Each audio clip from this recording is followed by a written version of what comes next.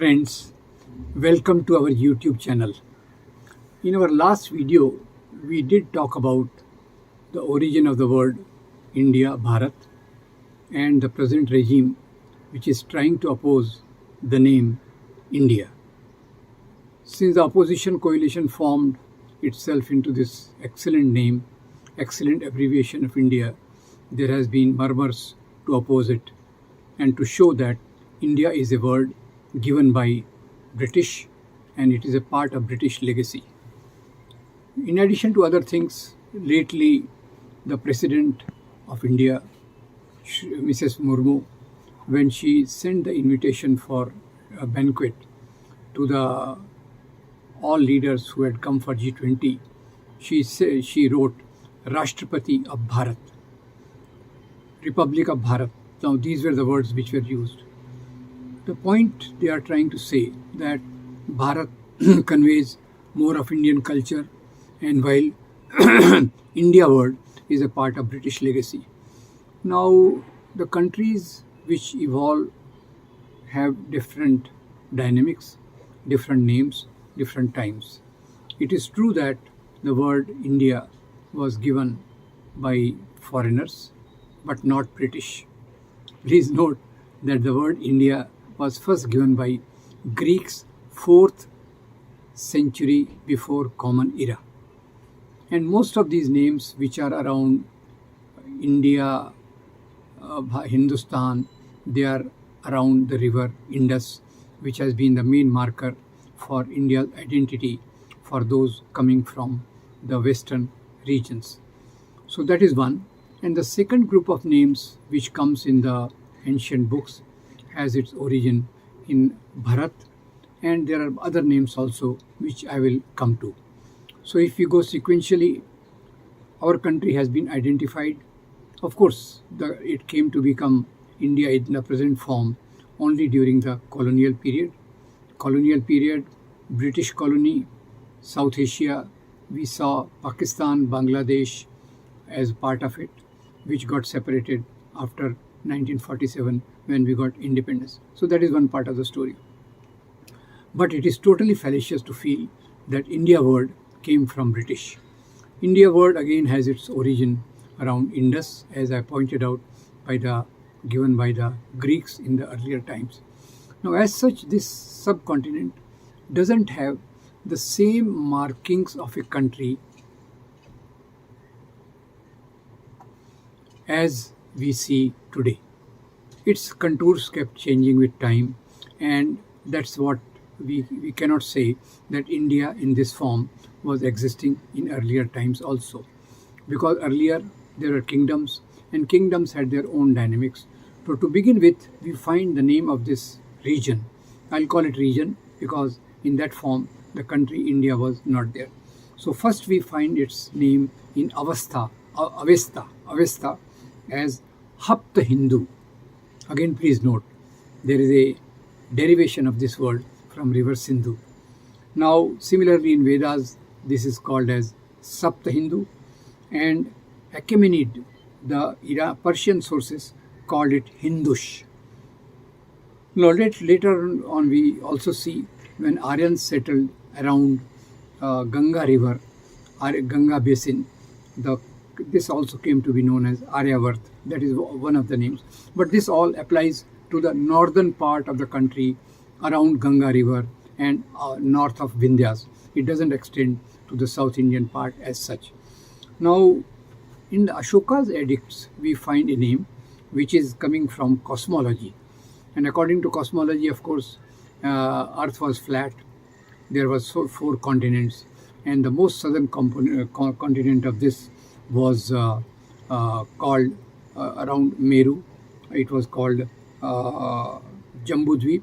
Jambudvip was one of the particular subcontinents which was named. And this Jambudvip is mentioned in Ashoka's edicts. As I was pointing out that this Greek sources in 4th century had already called it India. Arabs in their own language called it Al-Hind. Now, Sindhu river and Hind, how they are related. Now, as we understand, in Persian language and the languages related to Arabia, the word sir is used less often. In place of that, they use her. So Sindhu becomes Hindu, and around that they call it Al-Hind or Hindush and other particular names. Even Hindustan word remained very popular during the medieval times, because that was again the word which was coming from the sources of the West. Now, this Hindustan word remained very popular, and even when British came, this Hindustan word was relevant to this country, and it was applied to that. Now, British has started using the word India. Now, we also know that historically there is a lot of mention of Bharat, and this Bharat has many sources. The first source which I will like to tell you is Rig Veda's 18th hymn of Rig Veda, 7th book. It calls that there was a king Sudas who was inheritor of Bharat tribe, in whose name this place came to be called as Bharatvarsh or Bharatkhand. Similarly, in Mahabharata, the Pandav and Kauravas are supposed to be inheritors of Bharat. Then in Vishnu Puran, we get a clear-cut mention of Bharatvarsham, and this is a very clear-cut. This Bharatvarsham also includes the whole empire, Pakistan, Afghanistan, Iran, etc. Now, Bharat Chakravarti is also supposed to be the eldest son of the first Jain Tirthankar. And lastly, I would like to point out, Bharat is also the name of son of Dushyant and Shakuntala. So the word Bharat has many sources. There are many Bharats which we see in the history, while there are other set of names which owe its allegiance and derivation from river Sindhu in different forms, either as India or as Hindush or as Hindustan.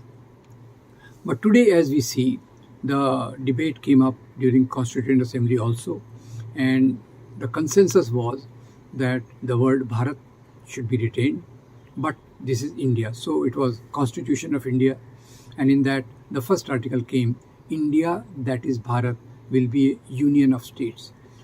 There is no point in haggling over this nomenclature, because whole world, India know, this country is known as India, and we also use the word Bharat because even Rabindranath Tagore's Jan Gan Man Adhinayak Jai Hai uses the word Bharat. So I think India, that is Bharat, has been most appropriately put in our constitution, which reflects both our relation to the past and continuity with the future and continuity with the global life which we are living today. Such type of debates are a total distraction from the real issues of the society. We need to see that the real issues of society do not lie in changing the names of the country or changing the names of the places.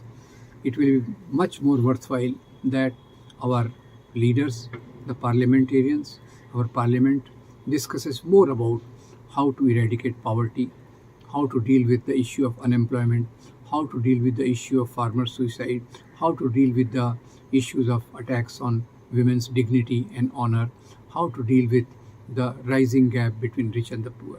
That is, I think, the real issue which the country faces, and such type of issues, India or Bharat, are a make-believe distractions from the real issues which the country faces. And I think the Indian Constitution most appropriately calls it India, that is Bharat.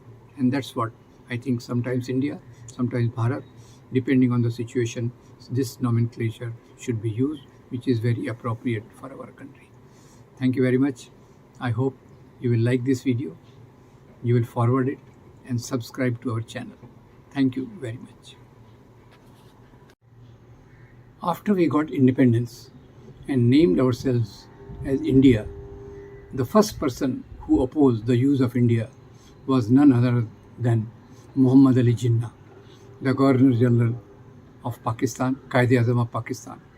4 weeks after we got independence and named ourselves in India, he wrote to Lord Mountbatten the Governor General of India, that we should not be permitted to have the word India, because India was a united subcontinent, and the right of people of South India, South Asia, have on the word India. How can only we use this word India exclusively? So that is a very interesting thing. So what Jinnah opposed that time, today many of the people are trying to oppose in their own way.